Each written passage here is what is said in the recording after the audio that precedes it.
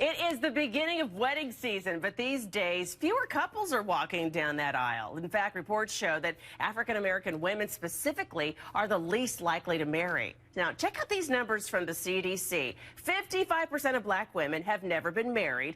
That's compared to just 34% of white women. And similar numbers for men as well. Look at this here. 55% of black men have never been married. That's compared to 44% of white men.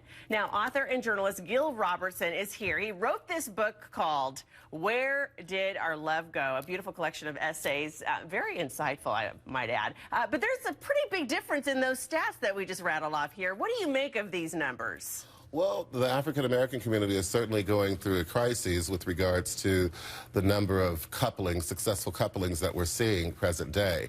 And in fact, according to statistics, an African-American child was more likely to have been born into a two-parent home during slavery than today. So it's definitely, you know, cause for alarm, and that's what motivated me to put this collection of essays together to examine this issue and to hopefully come to some sort of solution to how we can turn the tide around. Yeah, I believe it's Black Marriage Day today, isn't it? Yes, it is. Yes, it is.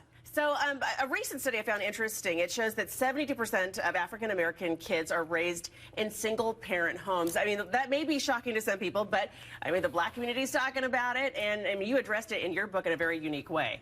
Well, absolutely, and the reason why it's something that should be important to everyone, because, you know, just like back in the 60s when drugs were seen as a problem of the inner city, and of course, over time, it went to infiltrate all areas of society. And certainly, overall, we're already seeing signs that marriage rates are trickling downward, or trending downward.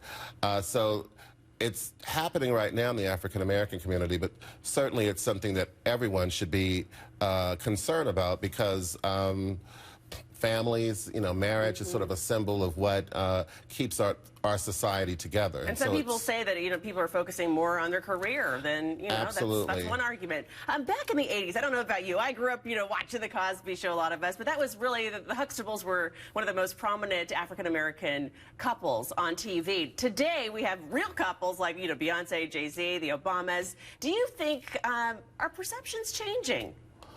Well, I mean, hopefully the example that the Obamas and some other high-profile, real-life African-American couples will inspire people to want to pursue healthy, loving relationships.